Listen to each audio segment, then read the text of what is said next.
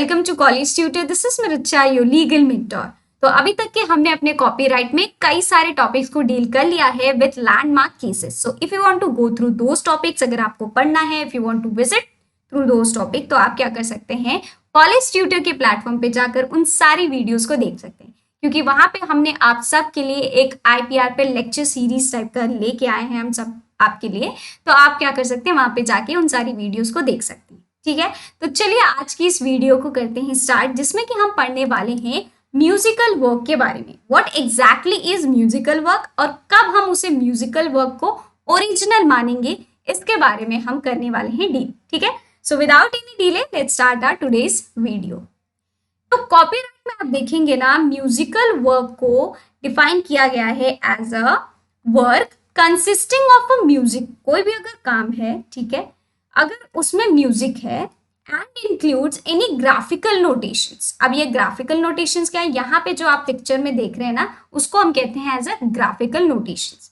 For example, जब आप guitar सीखने जाते हैं तो वहां पे आपको एक क्या बोलता है, शीट में ही क्या देते हैं, वो नोटेशंस देते हैं। ठीक है, कुछ ऐसा आपको देखने को मिलता होगा, है ना, लाइंस रहती होंगी और उसमें कुछ आपको नोटेशंस जो है, वो साइन जो है वो देखने को मिलता होगा। तो उसी से ही आप क्या करते हैं, गिटार बजाना सीखते हैं। ठीक है, तो इसी को कहते हैं एज अ ग्राफिकल नोटेशन। जो आपका वो शीट देखने को मिलता होगा आपको प्रैक्टिस करने के लिए, उसको एज अ ग्राफिकल नोटेशन कहते हैं। ठीक है, of such work but does not include, अब यहाँ पे इंक्लूड क्या नहीं होगा, एनी वर्ड्स और एनी एक्शन।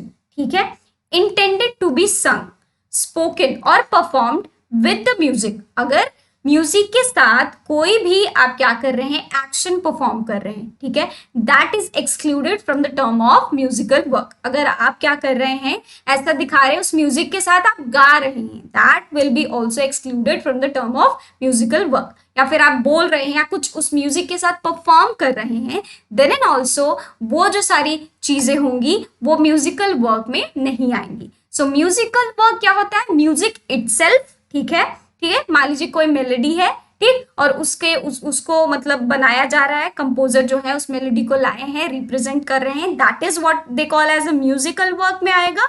और अगर ग्राफिकल नोटेशन है तो हम उसको कहेंगे as a musical work, but all these are excluded from the term of musical work. Okay, so अब जो हमारा सेक्शन 2P है कॉपीराइट एक्ट का, वो क्या डिफाइन करता है म्यूजिकल वर्क को, वो बताता है कि म्यूजिकल वर्क जो है वो म्यूजिक इटसेल्फ, म्यूजिक जो है वो वैसा ही है, ठीक है, म्यूजिक उसे कहते हैं, and the graphical notation of such music, और उस म्यूजिक का ग्राफिकल नोटेशन, ठीक है, जो कि प्रिंटेड में है, ठीक है, जो कि आपको पेज में एक तरीके से उस म्यूजिक को अगर लाके लिख दिया जाएगा, दैट मीन्स कि that music is in the graphical notation form. ठीक है, but does not include any words or any action intended to be sung।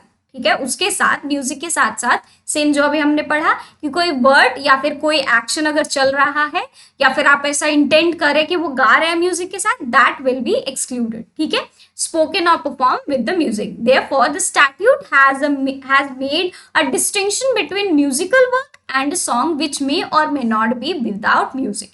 तो यहाँ पे ये डिस्टिंक्शन बताया गया है हमें कि म्यूजिकल वर्क क्या होता है और एक गाना जो कि म्यूजिक के साथ चल रहा हो, म्यूजिक के साथ नहीं चल रहा हो, वो क्या होता है। ठीक है, बट इवन सॉन्ग इज संग which has music in it will not become a musical work under the said section. तो अगर कोई भी, मान लीजिए कोई सॉन्ग है, ठीक है, जो कि गाया जा रहा है विथ म्यूजिक, अगर म्यूजिक के साथ साथ गाया जा रहा है, that will not be termed under the musical work. ठीक है, उसको एक्सक्लूड किया जा रहा है। सो म्यूजिकल वर्क का मतलब ये सिर्फ ये होता है, that is music itself and the graphical notation होता है, ठीक है, ऑफ सच म्यूजिक। तो इसका ही मतलब होता है म्यूजिकल वर्क। तो जो भी अभी तक हमें समझ में आ रहा था कि हम जो गाना सुन रहे हैं, ठीक है, या फिर हम जो गाना गा रहे हैं, दैट इज म्यूजिक। ठीक है, बट ऐसा कुछ नहीं है, that is not music. Music का मतलब होता है म्यूजिक इटसेल्फ, जो गाना है वो गाना उसी का है, ठीक है,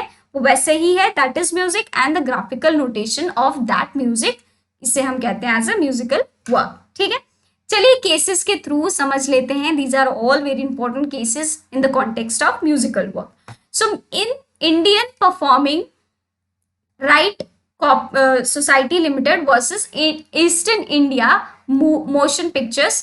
ठीक है, इसमें क्या हुआ था, जस्टिस कृष्ण अय्यर ने ऑब्जर्व किया कि जो कॉपीराइट है ना, copyrighted music is not the soulful tone tune. ठीक है, जो हमें लगता है कि हमारे अंतरात्मा से जो गाते हैं लोग, ठीक है, हम सोचते हैं कि वो म्यूजिक होता है। ठीक है, बहुत ही कोई म्यूजिक गाने में इतना लीन हो गया है, हम सोचते हैं कि वो म्यूजिक होता है, लेकिन नहीं, वो म्यूजिक नहीं होता है। हम सोचते हैं द सुपर्ब सिंगिंग, जो बहुत ही अच्छा गा रहा है, वो म्यूजिक है। द ग्लोरियस वॉइस और द वंडरफुल रेंडरिंग, जिस तरीके से उसको प्रेजेंट किया जा रहा है, ठीक है, वो म्यूजिक है। But that is, these are all not music.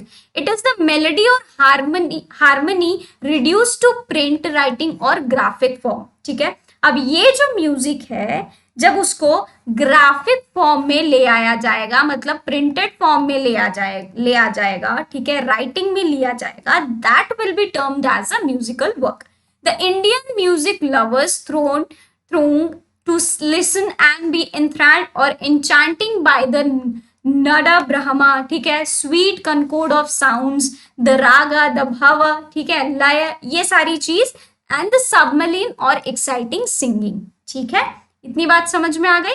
तो म्यूजिकल वर्क का यहाँ पे हमें मतलब यही देखना है कि ये जो हमारा जो म्यूजिक है वो अगर राइटिंग में आ जाता है, प्रिंटेड फॉर्म में आ जाता है, या किसी नोटेशन में आ जाता है, तो उसको हम कहेंगे एज अ म्यूजिकल वर्क. ठीक है, अब आते हैं gramophone company of India limited versus super cassettes industries limited. बहुत ही इंपॉर्टेंट केस है. इसमें दिल्ली हाई कोर्ट ने ये ऑब्जर्व किया कि musical work is not merely a combination of melody and harmony और द एंटायर ऑफ देम. ऐसा नहीं है. It must necessarily also have been printed, reduced to writing or otherwise graphically produced or reproduced. As we know, figuration, progression and rhythmic patterns are sometimes used in the creation of melodies. ठीक है, तो ये सब जो फिगरेशन use होता है, progression use होता है, रिदमिक पैटर्न्स यूज होते हैं म्यूजिक में, तो अगर ऐसा कुछ है तो वो एग्जैक्टली अगर हार्मनी है या फिर मेलोडी है तो उसको ही हम म्यूजिक नहीं बोलेंगे.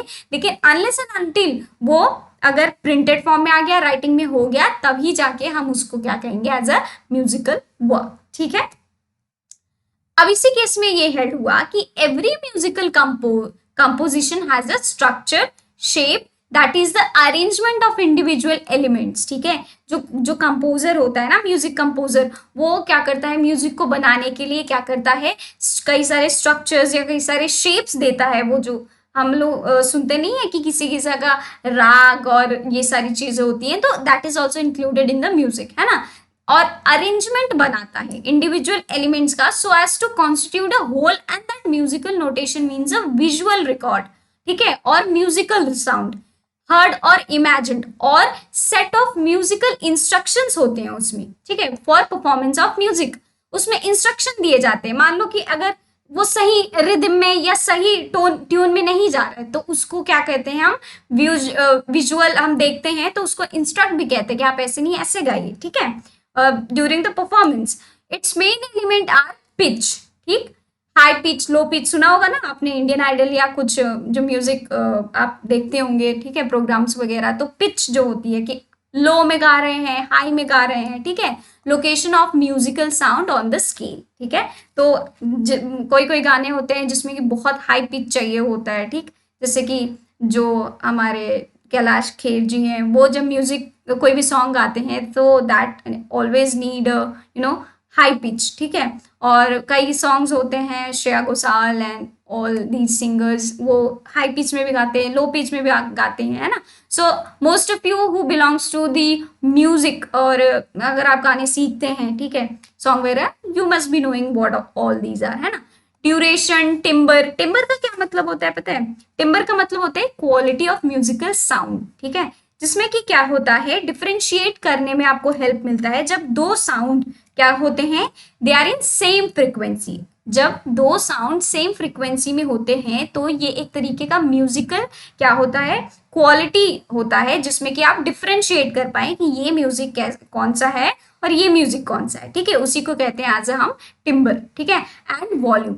There are various systems of notations like verbal, alphabetical, numerical, graphical and tablatures. अब ये क्या होता है, ये एक सिस्टम ऑफ म्यूजिक नोटेशन होता है जिसमें कि हम लेटर्स हो गए हैं, ठीक है, लेटर, ठीक है, ABCD वो वाला, ठीक, वो यूज करते हैं, नंबर्स यूज करते हैं, कई सारे साइंस वगैरह यूज करते हैं, ठीक है, इसको कहते हैं टैबलेचर्स, ठीक है. The words printed, reduced to writing or otherwise graphically produce or reproduce are thus not an empty formality. तो ये सिर्फ ऐसे ही फॉर्मेलिटी के लिए नहीं है, ठीक है, कि रिटन में आ जाए, प्रिंटेड आ जाए, इसका भी एक क्या है, बैकिंग है, ठीक है, स्ट्रॉन्ग बैकिंग है, और तभी जाके हम कंसिडर करेंगे as these works as a musical work, ठीक है. आई होप कि आपको म्यूजिकल वर्क क्या होता है वो समझ में आ गया होगा, ठीक है. तो आज के लिए बस इतना ही. अगर आपको वीडियो अच्छा लगता है, इन्फॉर्मेटिव लगता है, तो प्लीज जरूर लाइक करें और शेयर करें अपने फ्रेंड्स के साथ, सो दैट वो भी क्या कर पाए,